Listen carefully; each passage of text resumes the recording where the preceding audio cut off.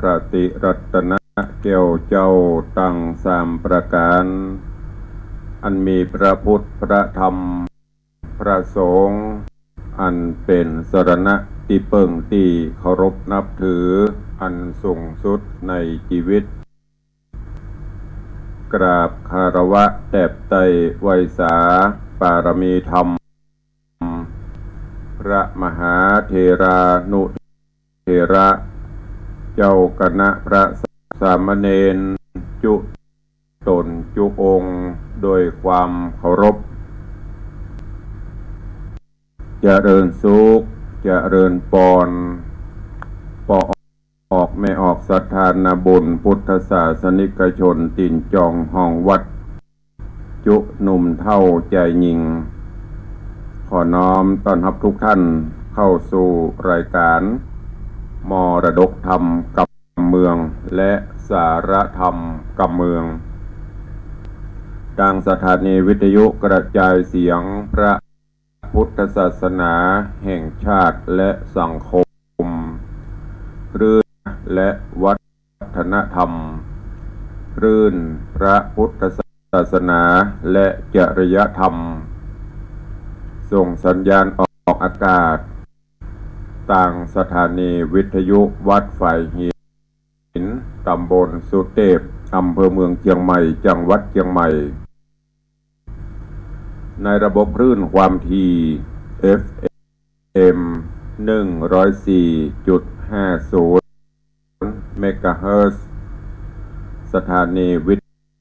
ทยุคลื่นพระพุทธศาสนาและจริยธรรมเจ้าดอยสุเทพส่งสัญญาณกระจายเสียงในระบบคลื่นความถี่ FM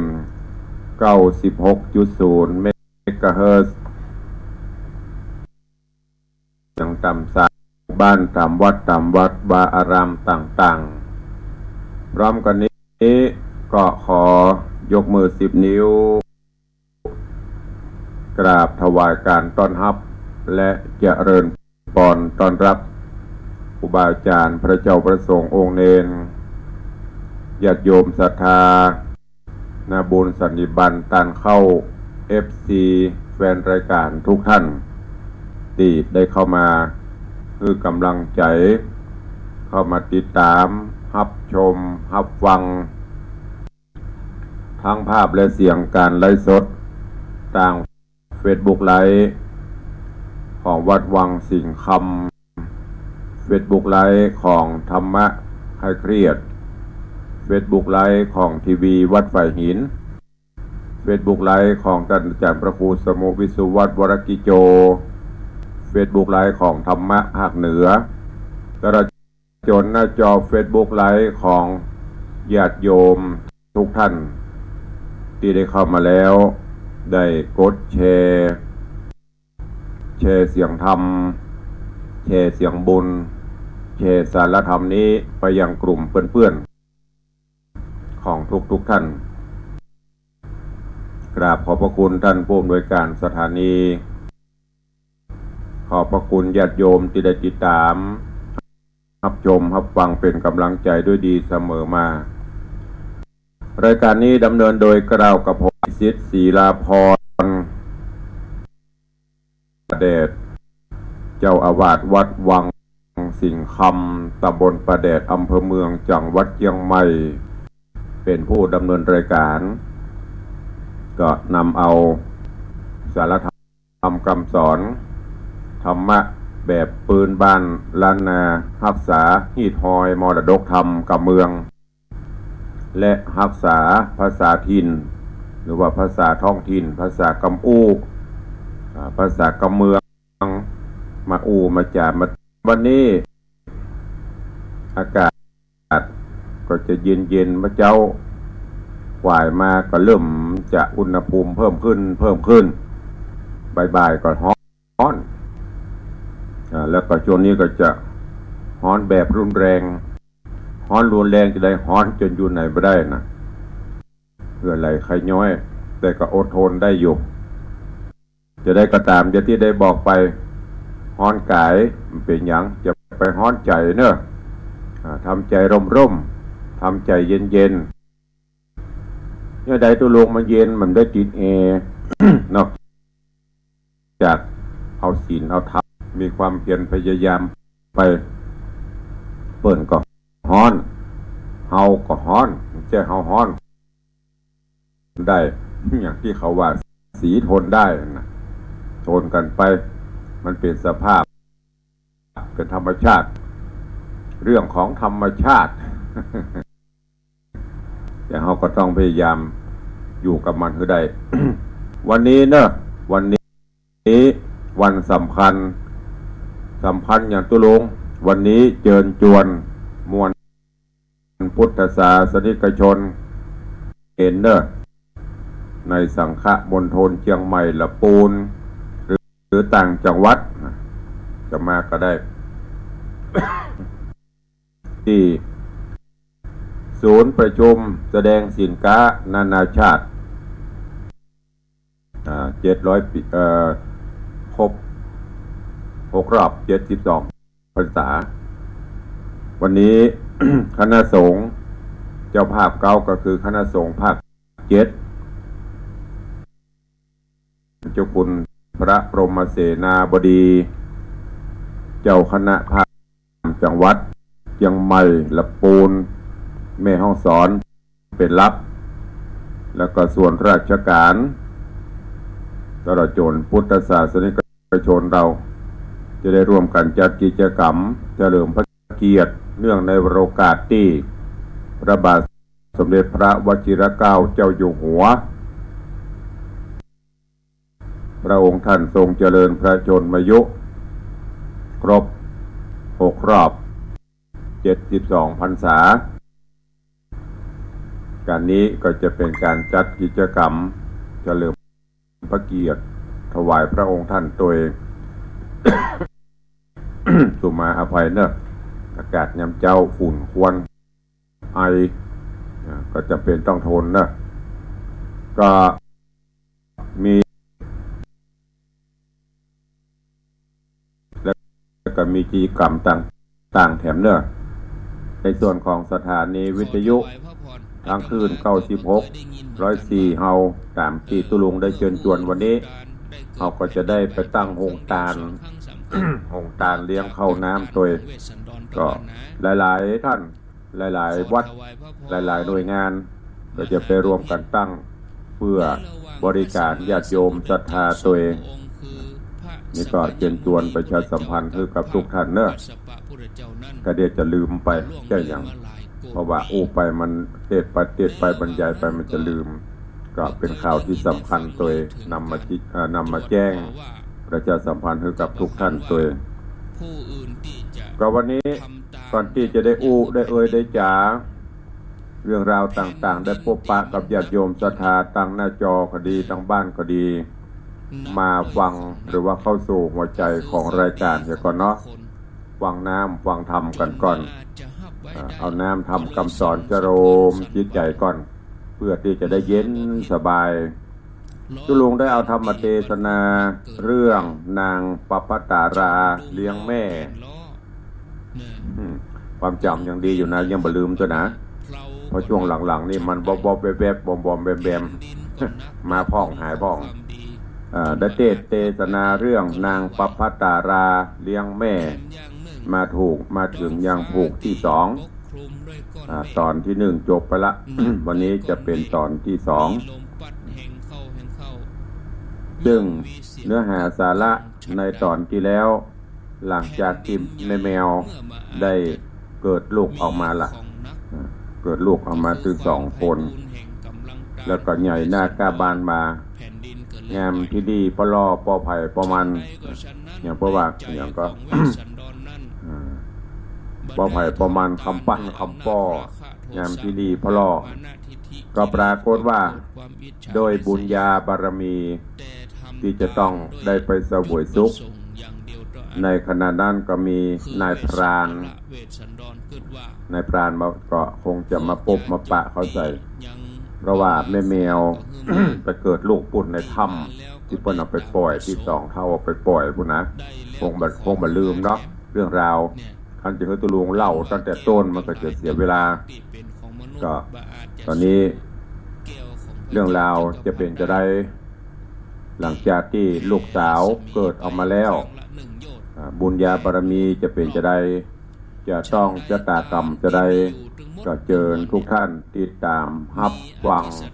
พระสัทธรรมเทศนาปืนเมืองเหนือเรื่องนางปัปภตาราเลี้ยงแม่ผูกที่สองตอนที่สองณโอกาสบัดนี้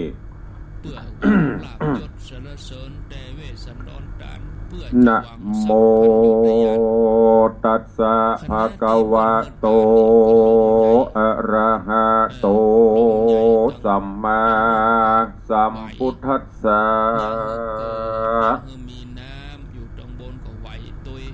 สาธาโวฟังลาโสตุจนาสัพพุริสะตังลา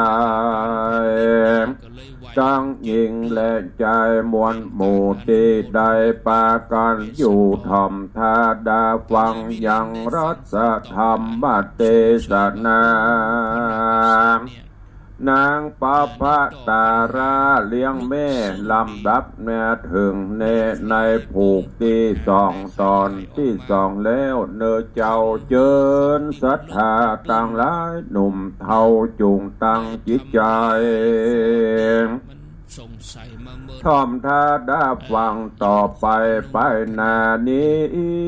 และนาที่นี้จักวันนาจะลอดถึงยังยอดนายพรานมีสถานบานจองอยู่แห่งห้องไปนอกจนาขอกสีมา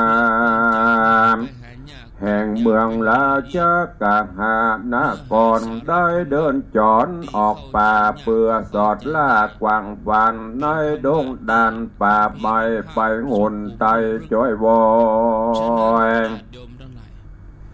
เตียวตามดอยห้อมหวยเหี่ยวดิ่งจ้วยผ่าจันได้7 วันบ่อเศษเกาะหลวงคำเขตดงนายะธาและมีเมื่อใด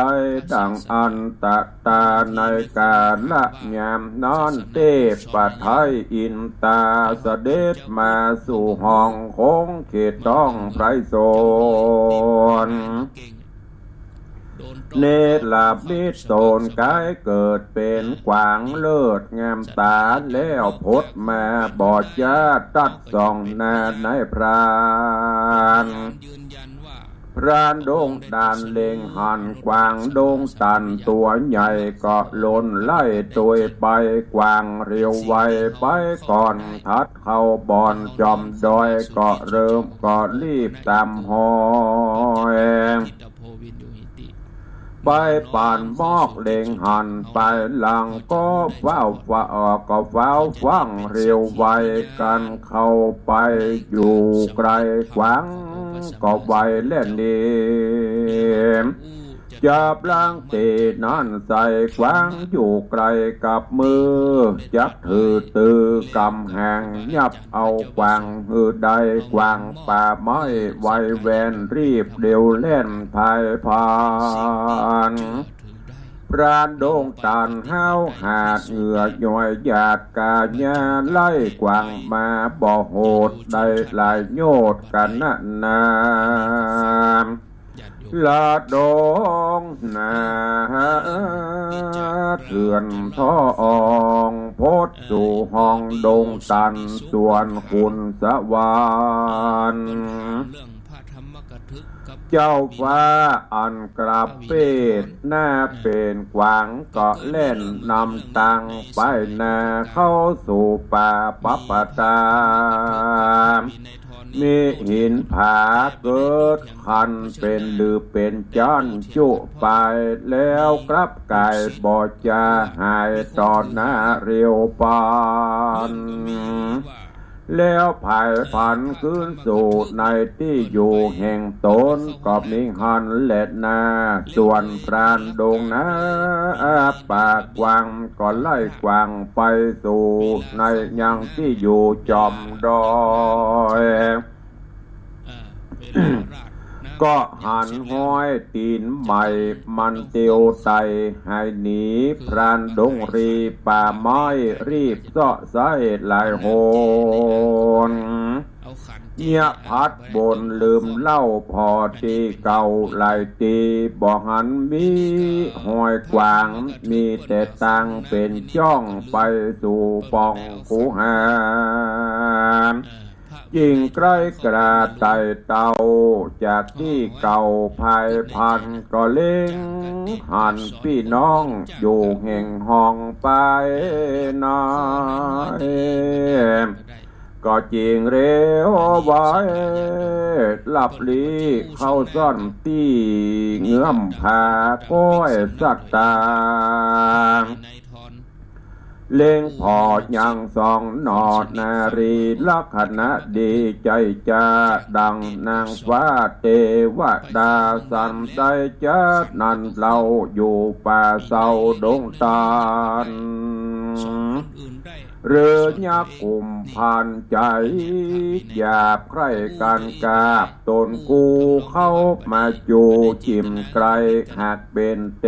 ปะไทยอินตาเทวดามวลหมู่ฮักษาอยู่ปากกวางกูบอดลังจักหันอัศจรรย์บอดหน่อยกึดข้าคอยไปมาสองนางนี้นาหน่อยหน้าเที่ยงเป็นเจื้อจาดพระคุณผู้มีบุญแน่มันหรือบ่อันสองนางหลงดงขวางป่าไม้ปิกบอดใดดังเก่าอยู่ป่าเศร้าดงไพรจักเป็นสันใดนั่นใส่กวนไปใบทุนสาใครกีดยาบอกกล่าวเฮอต้านเต้าปุรีได้หูดีเรื่องถอยอันเต้ายอดซอยอาเหล่ารามยังบ่มีจัดยาแนบพังห่วมเจ้าจ้างสะเวยสีรางวันมีหลายแลเตียงจักแผ่มหาพรานดงหน้าคืดแล้วใจผ่องแถวยินดีจริงรีบหนีบอดจ้าแล้วใบหน้าภายพันลัดดงตันซื่อหน้าบ่เวะกว่าไปได้ใส่ดงไพรบ่อเศร้าตามตั้งเก่าปิกคืนสู่ยังที่อยู่ธานีก็มีหันและนาตาตาโพธิสัตโตในกาละนั้นใส่ปราณผู้ใหญ่เตียวมาไกลจักดาหอดแล้วในเวียงเกียวราชกหนกรนอผู้ทอนองค์อาจโส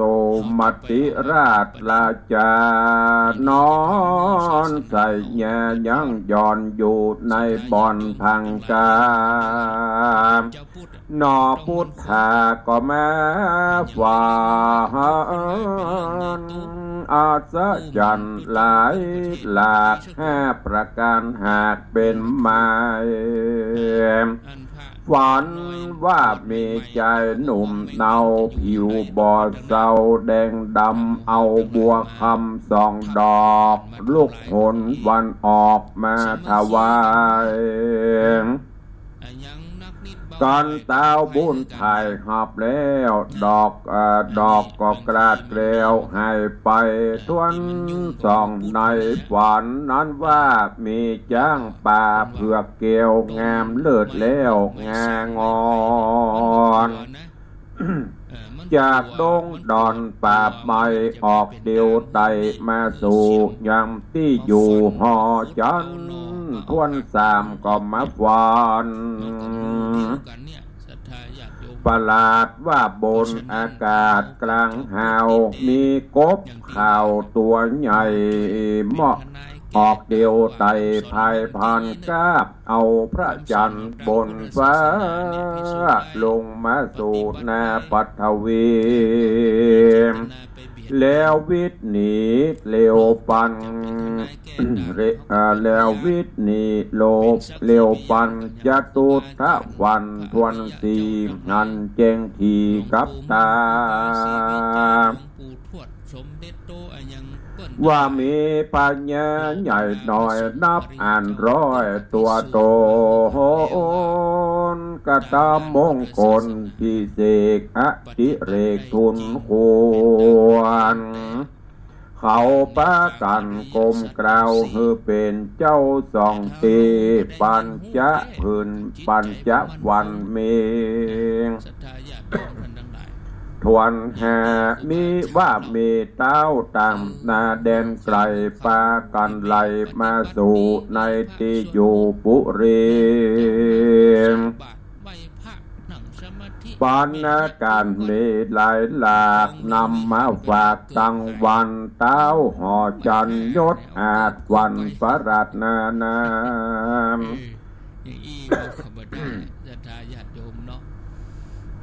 การจับดาแจงลุงเจ้าสะดงตื่นแล้วตื่นบ่แจงจืนกำฟันก็มิงหันเล็ดนาปุณณติวเสงการวานลุนเจงลุงอาทิตย์พุ่งเรื่องไรเต้าห่อใจน้อยนาโสมติราชราชาก็ห้องเรียกโหดลาผู้ใหญ่มานั่งไกลเลวปันแล้วไข่ปันบอกเราหูเก้าหูปายว่าดูรับหมอตวายผู้เท่าอันเป็นเก้าโหราเมื่อขึ้นมาเฮาก็วันอัศจรรย์หลายแหล่บ่อแจ้งแต่ในใจจุงพิจารณาทวนทีเสียงที่สั่งการแล้วใครจะบอกเราหูข่าวตามมีโหราบดีผู้เท่าฟังเจ้าเจ้าไข่ปันยังกำฟันหลายหลาก5 ประการหากเป็นตราก็ย่อมือ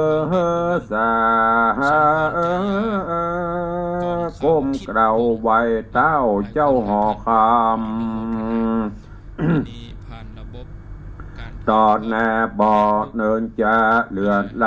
ก็ลงเลขหมายเป็นทานบวกคูณหารเป็นจองก็ตกป่องสัญญาพิจารณาทวนทีเหมือนดังที่ตาหันจิ้งเร็วปันขับไว้ตนเต้าไทยห่อคำแล้วไขกำบอกเล่าตั้งแต่เก้าลำดับมาว่าข้าแด่มหาราชเจ้าข้าขอเล่าไข่ปันยังกำฝันนั่นใส่ต้นเต่าไทยที่ราชจักใดสัตว์ประหลาดสองขาจากที่ขาที่เอียงเต้าอันบ่โศกเศร้าการได้โรคขาภัยใหญ่น้อยบ่จ้องหอยเบี้ยนคุย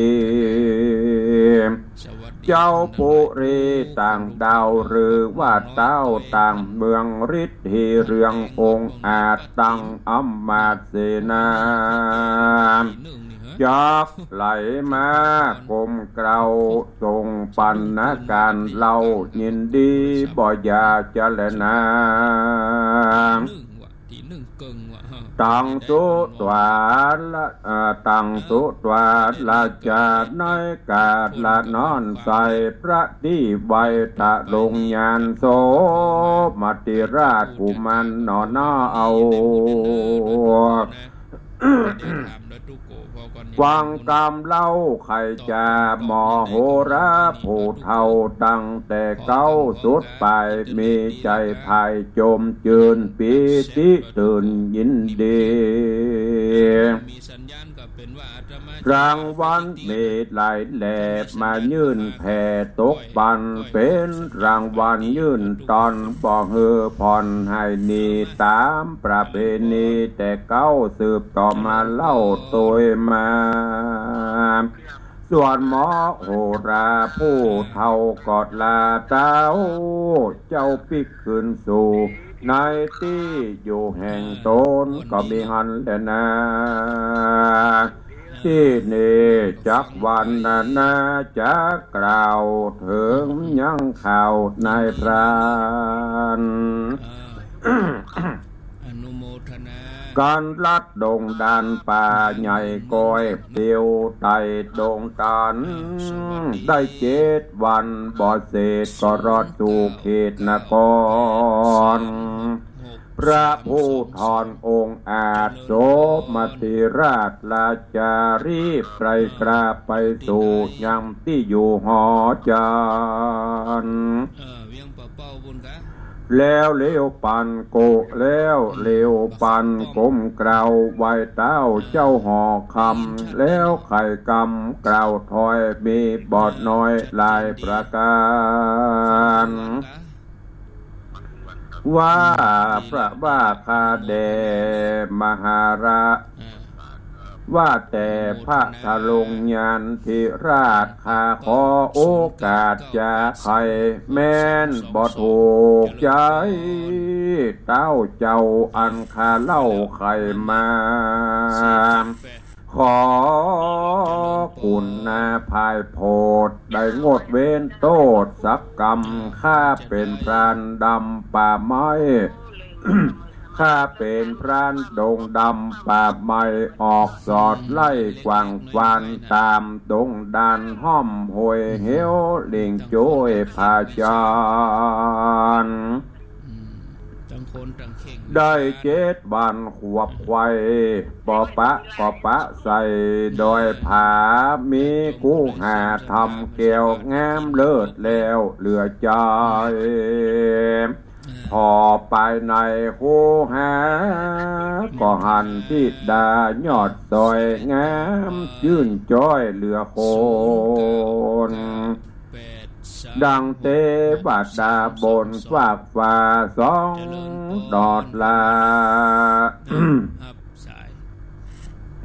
2 หนอดลาบุญจูปุ่นดีดูบอกใกล้บ่เบื่อในยามวันหากยอมทำที่ใบนำมาไว้ปุรีเป็นเทวีแนบข้างห่วมเจ้าจ้างสะบวยรมจักอุดมจุสิ่งฤทธิ์ที่ยิ่งนำนา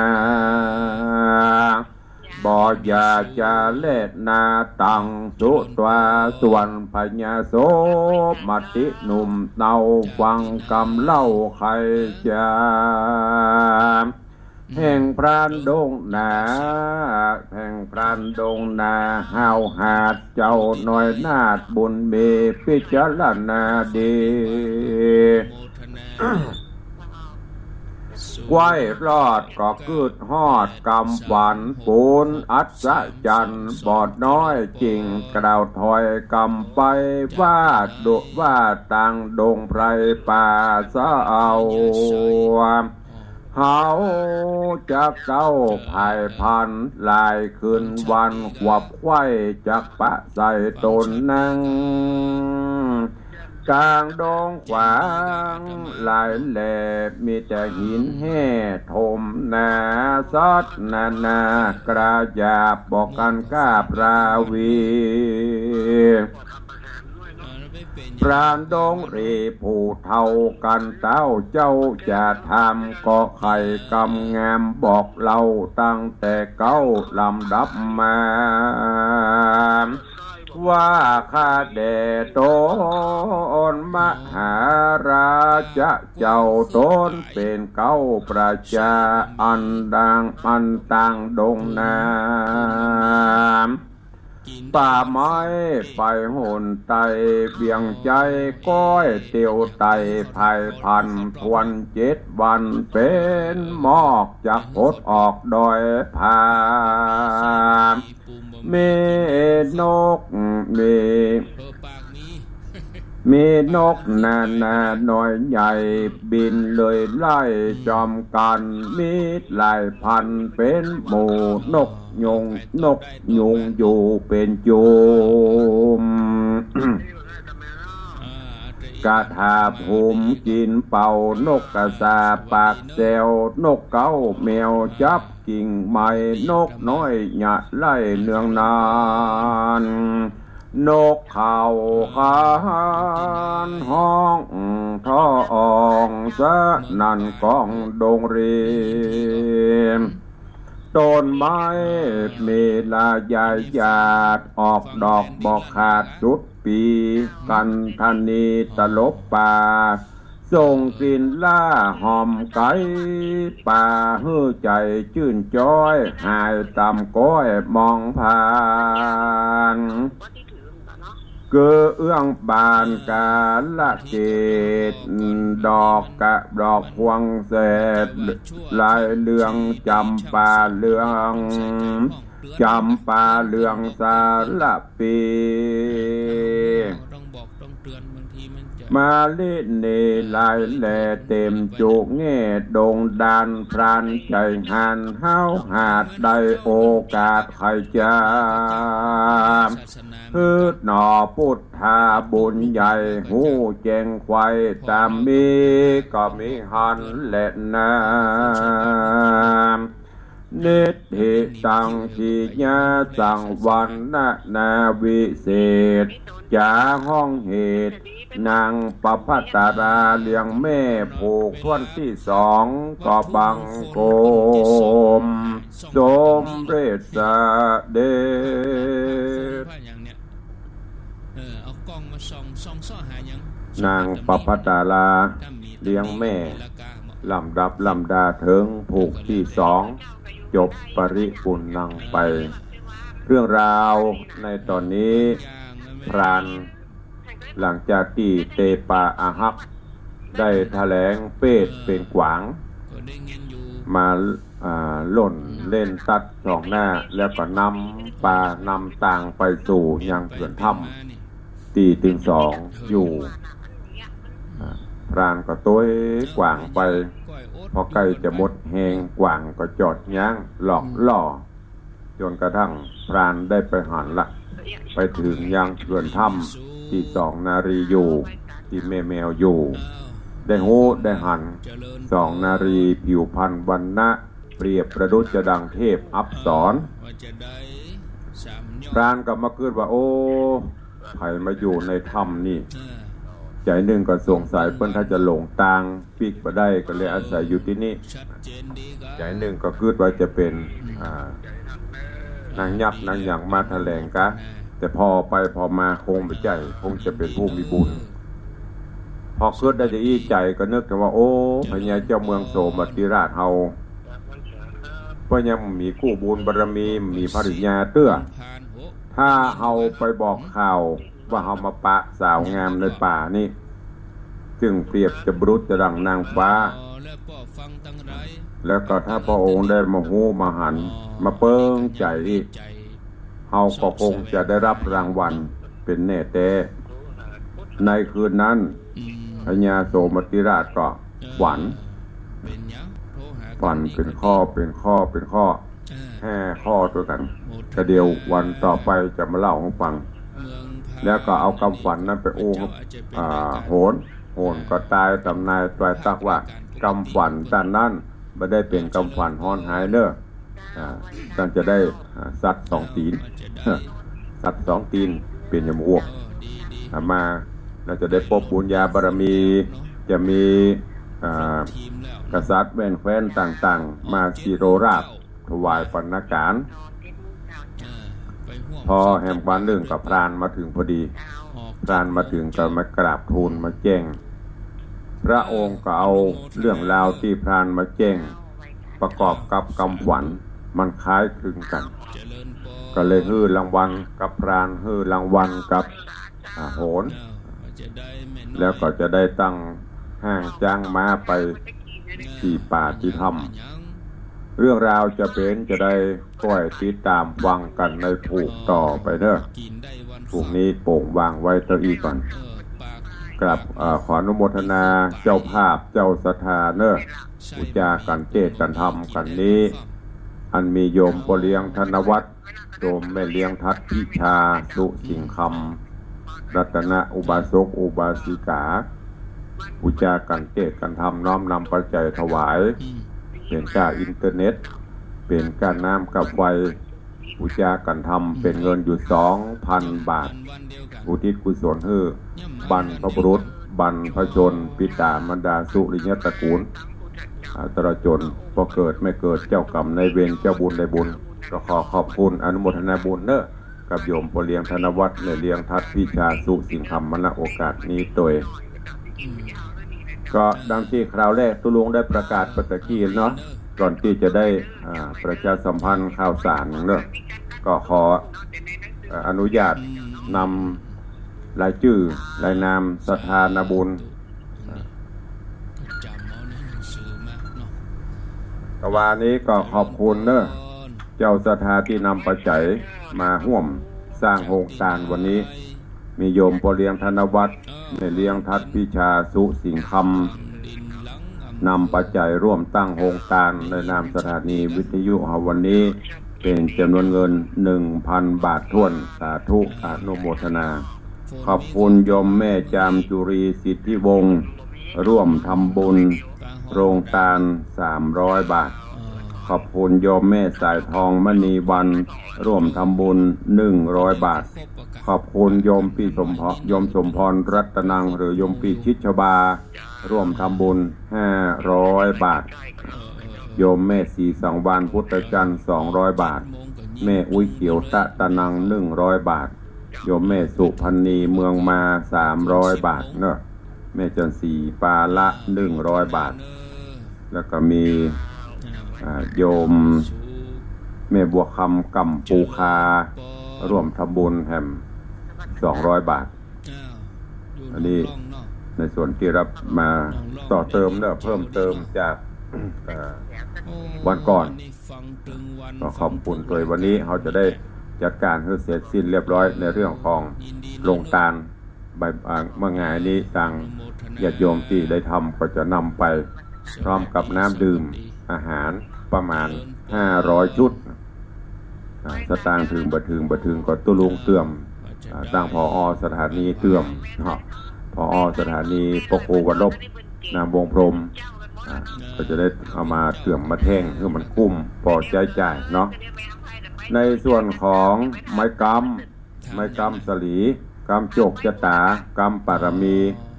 แต่ว่าก็ได้ประกาศไปครั้งหนึ่งก็มีเจ้ามูลศรัทธารับเป็นเจ้าภาพเพิ่มเติมเข้ามาเรื่อยๆตอนนี้ก็ล่อยหล่อลงจริงๆเนอะก็เลยจะหมดละปีนี้ทำไว้บอนนักยังมาถึง100ด้วยกันเพราะว่าเวลาผมมีญาติโยมก็เมาตั้งการงานตัวขอบคุณโยมแม่อุ้ยมอนเกี้ยวดีเกษมโยมแม่อุ้ยมอนเกี้ยวดีเกษมพร้อมครอบครัวลูกหลานตันเต้าบูชาไม้กำ1 เล่มโยมแม่ปราณีพยัคฆ์ไคหับพลหนองแต้นสันปะตองร่วมเป็นเจ้าภาพพร้อมลูกหลานตันเต้าครอบครัว1 เล่มโยมวันแล้วก็มีโยมแม่บัวคำกำปูคา1 เล่มพร้อมกับลูกสาวคนแล้วก็แฮมพอดีตุลุงจดไว้แฮมโต๊ะนอกคุณแม่เนอะขอสุมาแต่จำได้ของแม่บัวคำของลูกเป็นแฮม2 คนละเล่มเป็น3 เล่มนะแล้วก็มีของแม่อย่างก็สุมาเตอะบนหอมโฮงตาล500 ปุ่นเอาวางไว้นอกคุณเหียเบาเข้ามาตัวสักกรรมก็เดี๋ยวเนี่ยขออนุญาตแป๊บเดียวเดี๋ยวเพิ่นจะว่าโอ้หอมตางแล้วบ่ได้ยินขออนุญาตแป๊บเดียวที่ไหนเจอกันโทรหากันเอาเด้อเว้ยนั่น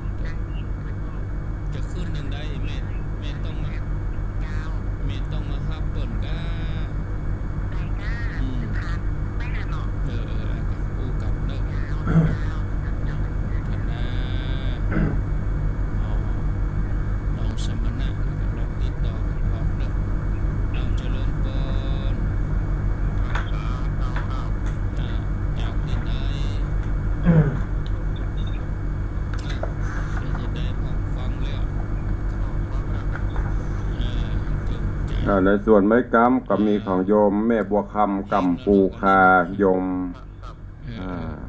ปรัญชนากำปูคา1 เล่มโยมรุ่งโรจน์กำปูคา1 เล่มโยมนางสาวมณีวันนิกรตา1 เล่มแล้วก็ฝากปัจจัยไปให้พระครูวรบที่ห้อมสลาม500มีโยมแม่วรรณาร่วมทำบุญโยมแม่วรรณาณเชียงใหม่ร่วมทำบุญ6 ตาล500โยมแม่เกียงกาลีกุยบ้านห้วยน้ำเย็นอำเภอลีและปูนนี่ร่วมทำบุญไม้กำ1 เล่มเนอะอนุโมทนาขอบคุณด้วยนี่ก็ฝากไว้ขอบคุณกับทุกท่านที่ได้ร่วมโมทนาบุญด้วยกันเนาะใครจะรับจากนี้ก็แจ้งเข้ามาเดี๋ยวตุลุงก็จะได้ให้โยมประจัดเฮเนอะเพราะว่าช่วงนี้ตุลุงก็บ่ค่อยมีเวลาการก็นับคุมงานจะหันที่ใครที่ติดตามทาง Facebook ก็จะหันตุลุงไลฟ์สดไปพ้องหรือกุฏิตอนนี้เครื่องบนเครื่องไม้เอาลงมาวันนี้ก็คงจะลื้อตั้งโตงจากนั้นก็รถแมคโครรถดำก็จะเข้าเคลียร์พื้นที่ก็ก่อนปีใหม่นี้ก็คงจะเสร็จเรียบร้อยแล้วก็จะได้เริ่มประกอบพิธีเริ่มหามื้อจัดวันดีวางศิลาฤกษ์ต่อไปขออนุญาตตักทายพี่น้องศรัทธาตั้งหน้าจอก่อนเนาะเดี๋ยวก็จะไปตั้งบ้านตั้งจองเด้อวันนี้เข้ามากันล้วงหลายดีอกดีใจขอบคุณหรือว่าเจริญพรต้อนรับขอบคุณก็ตามพี่นานล่าตัวเนอะพี่นานจรัญปิยจันทร์ดอยซิวพี่นานร่วมเป็นเจ้าภาพในการสร้างเสวียนเจดีย์ทรายเป็นประจำผู้ปีหลายปีไม่ละที่โยมพี่นานได้ร่วมกันร่วมเป็นเจ้าภาพแล้วก็เป็นเจ้าภาพต้นเงินตัว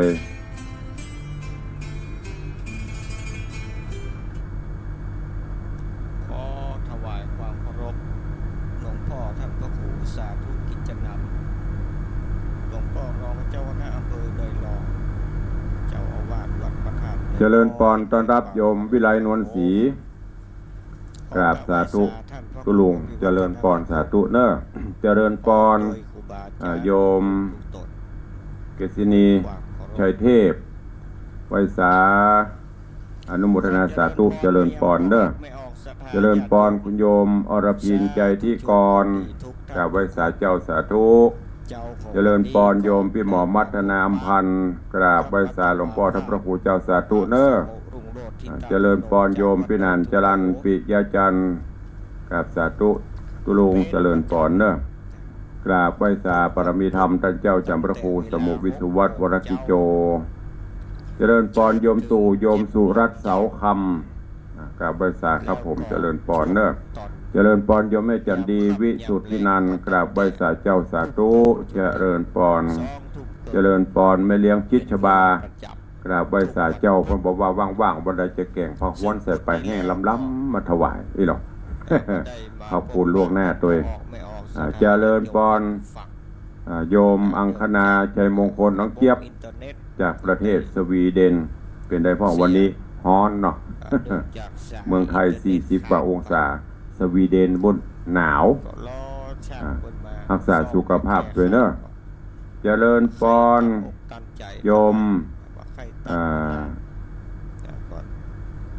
พิธีกรเสียงทองว่าอาจารย์เสียงดีพี่นันอิสมเตปินพี่นันอิสมเจ็ดสีบิกกี้บริยินกะท่านจากพระครูสมุวิศวัตบอกเขาไปเปลี่ยนไปเป๊กไปเฝ้าวัดเนี่ยวัดมงคลที่ไหนมั่วเนอะเจริญพรเนอะเจริญพรยายเพลินเพื่อนเกษตรกับไวสาเจ้าสาธุเจริญพรโยมพี่อัญชลีคำกิตติเจริญพรเนอะเจริญพรยายเอ้ยดอยซิวกราบไวสาตุลุงสาธุเจริญพรโยมสุปรณีรูมากราบไวสาเจ้าเจริญพรโยมพี่อัญชลีคำกิตติโยมพี่บอกว่ากระเดียวก็จะไปเจ้าสาธุเนอะตุลุงคงจะบ่ไปแบบเพราะว่าบ่ายนี้ก็มีศาสนกิจฉลองพัดยศที่วัดสันทรายต้นกอกตัว เจริญปอนโยม หลังจากที่ แม่นวลศิริหินเขียวกราบไหว้สาฟังสถานี104วัดป่าหินชัดเจนดีเจ้าสาธุเจริญปอนโยมสมศรีโยมไม่สมศรีโปรเมืองอนุโมทนาบุญนะแม่เนอะ ได้ครับเรียบร้อยแล้วปัจจัยที่โอนมา ยอมก้านยอม เจริญปอนโยมสรินทิพย์บุญเลิศน้อมกราบไหว้สาธุ นี่ เจริญปอนคุณโยมสมทรงสิทธิตากราบไหว้สาเจ้าสาธุ เจริญปอน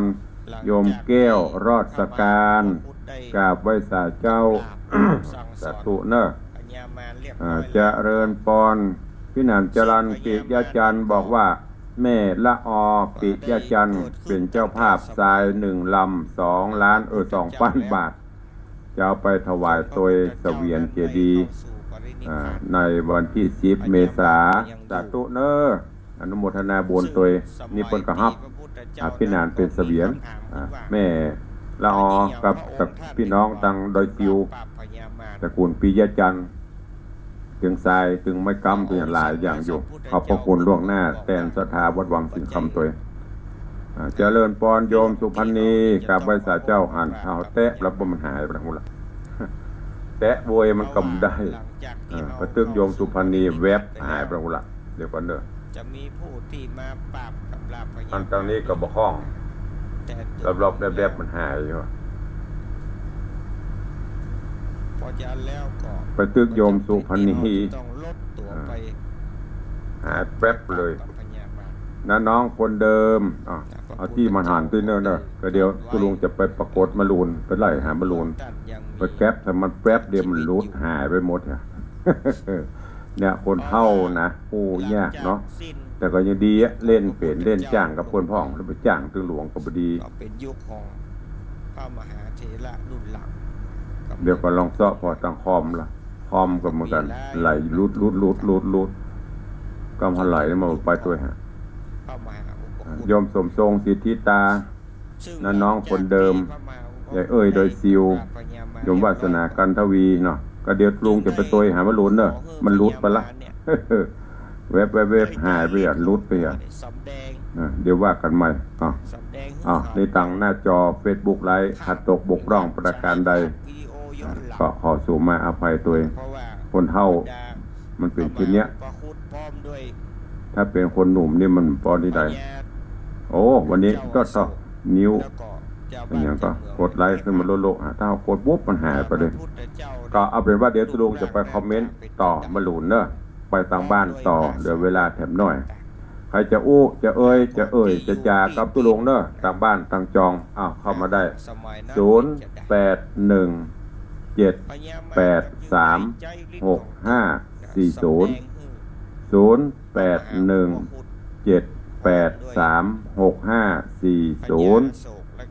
ใครจะอู้ตัวตุลุงเข้ามา สมัยนั้น หันลงปองเป้งหันลงปองเป้ง พระพุทธเจ้าคนอยู่จะใด เจริญปอนเมืองแกน ในสมัยนั้นรุ่ง เอ เรื อ องเป็น เข้ามาละ แบบไหน แต่ว่าไปเลาะมาบวยไปบวยนะเขาแลบแป๊บเมืองแกนแรปหายละเจริญปอน มหาอุปคุฎพร้อมด้วย ครับแฟนพันธุ์แท้ขอบคุณครับเจริญปอนสายต่อไป พระเจ้า เจริญปอน พระองค์ท่านยังมี ไว้ชายเจ้าจันทร์คำแสงบุญฟังอยู่ละเจ้า อยู่ สาธุเจ้า โกลัง สามสาย เจ้าเก่าเจ้าเดิม ใจฤทธิ์ของตัวเก่า เมืองแกนพัฒนา แปลงกาย สายที่สองแฟนพันธุ์แท้ สายที่สามนางสาวจันทร์ค มหาอุป ำตะวาตุลุงขึ้นไป มหาเถระ ป่ออินทรมันจะขึ้นไปงานทำบุญครบรอบ126 ปี หลวงปู่ครูบาน้อย วัดบ้านโป่ง ไปไม่ถึงจุดหมายปลายทาง เอานางสาวปานี้ว่าใหญ่ท่านเออก็ต้องมากราบไหว้ตัวเขา เตี้ย เจ้า ใจพระ สาธุเจ้า เจ้า เอานี้เป็นร่างนิมิต เจ้าสาธุเนอะ เรื่องราวของพระมหาอุปคุฎ ขอบคุณอนุโมทนา มัธยม ในปรณีพยัคฆ์ไคหับพลหน้องแต้น จบลงให้ก่อน รับไม้กำตัว อย่างที่ แต่ว่า ไปถึงปั๊มปตทแม่ริมปรากฏว่ารถมีปัญหาหม้อน้ำแตกมันหมดอายุเนี่ยจะดอยโทรหาอูก็เอารถไปห้องอย่างรถสไลด์ไปลากปิกกระจ้างลากยังไป2 ปัน ตอนนี้อุดเนี่ยพุ่นน่ะพอเขาไล่เขาถ่ายวิดีโอมาพอน้ำลงโลเบสเสร็จแล้วพุ่นน่ะประจำมื่นน่ะถึงเปลี่ยนหม้อน้ำถึงกระแรงถึงรถสไลด์น่ะยังไม่ได้จ่ายจะช่างบอกล่ะเนี่ยมันว่าอนาคตไปแน่เขาพอหมไปจะดีการตั้งอกตั้งใจจะขึ้นไปประกาศญาติโยมจะดีไปไม่ถึงจุดหมายต้องวกกลับแต่ว่าเราจะขึ้นก็เลยโทรไปแจ้งท่านจากพระครูปิยะศิรทัศน์ทุกพิเกตเจ้าคณะตำบลบ้านโป่งเจ้าวาดวัดบ้านโป่งเป็นยังก็เลยบอกเดี๋ยวถ้า2-3 วันถ้าพอมีเวลาจะแวะไปทำบุญตัวเนอะอันนี้ก็ขอบคุณตัวอันเนี้ยอันยังก็จะเกิดขึ้นได้นะตามโบราณตามมีหน้าบ่หันวันก่อนก็เอารถโบกไปมาถึงวัดก็กรรมช่วงนี้บอกโอ้มันเป็นอย่างเนอะถ้าเป็นญาติโยมเนี่ยว่าละดวงบดีเอารถกันได้ประกาได้ลุประตกประเชียงไปค่อยตาลกับตาลเห็นเนอะไปค่อยเป็นเจ้าภาพตาลยานนาสะเปาคำลำอันประเสริฐนะเนี่ยมันก็มีอุปสรรคนะลองตู้เจ้าขับรถคนเดียวกับได้มาโดนมายิ่งประเดี๋ยวซื้ออย่างพวกพี่เบาอันที่ดีๆมันตึงเบาออกลองขับไปคนเดียวได้โดนมาไม่เหมาะสมกับสมณะสารูปโดนมาเนี่ยรถหลักจ้างไปกับมีสตางค์ก็ก่อยลุแปลงคำกันไปบอกว่าวันหน้าวันตาจะมีปุญญาปารมีเศรษฐีใจบุญนายทุนใจดีซื้อถวายสักกันพูเนาะเอาไม้สิงป้ายแดงเลยนะบอกหมอกมันสักคำเอาตัวลงไปเต็มที่ประเทศนะกับไปงานกับไปเตอะกันนี่มันต้องห่วงเลยนะ5 ปีจะเปลี่ยนเฮ้ยนะโอ้โมทนาสาธุจะไหวตั้งแต่ตีนเท่าหัวมันการลดพวกท่านพี่ตายท่านดร.อุดรพันธ์เพิ่นเอาถวายสมัยเมื่อเป็นนายกอบจ.ล่ะว่ามาถวายกับเกลียนหัวเครื่องไปฮะสมบูรณ์รู้รถตู้เกี่ยวโตโยก็พี่ตายโยมแม่กลันกรโควิดเจ้าของเรียนโควิดทำโรงถวายไปเจ้าไม่จริงๆนะมือ 4 มือ 5แล้วโอ้โหกระจายไปน่ะบุดก็ซ่อมไปแปลงไปเนาะเนี่ยมันแน่นอนก็ต้องขอสู่มาอภัยบางเตื้อตั้งใจไปแต่ยานพาหนะมันไปถึงภัยไข้ตาลเนอะปวารณาได้เลยตุลุงเดี๋ยวจะเอาไปถวายสักกันเนอะป้ายแดงนะแดงก็ได้ดำก็ได้เอาหมดอะคะแนนมันดีเนอะไปเพื่อตุลุงมากลัวมาค้อมเห็นตายมันมีสตางค์อู้ไปเวลาก็หมดแล้วเนอะทางบ้านมี3 สายสายแรกเมืองแกนพัฒนาสายที่2แฟนพันธุ์แท้สายที่3เด็กหญิงจันคำแสงบูรณ์ถึงมีเตะทางบ้านถ้าขึ้นอมตอน96นี่นักเพื่อเทปออกโทโลจะตั้ง104นี่มี2-3 สถานีที่มันจะหมองอกเลยเวลาหมดเวลานำรายการจากไปก่อนเนอะอย่าไปลืมเนอะวันนี้ที่ศูนย์แสดงสินค้านานาชาติ700 ปีหรือว่ามีกิจกรรมงานทำบุญฟังเทศกิจกรรมเทิดพระเกียรติเฉลิมพระเกียรติเนอะไปร่วมกันวันนี้ตุลุงขอขอบคุณทุกท่านที่เป็นกำลังใจที่ตามรับชมรับฟังทางภาพและเสียงทางไลฟ์สดก็ดีตั้งสถานีวิทยุก็ดีเวลาหมดเวลาแล้วขอนำรายการจากทุกท่านไปก่อนปะกันใหม่วันต่อไปเนอะยัตตาโรธรรมาวัตันติอายุวันโนสุขังพะลัง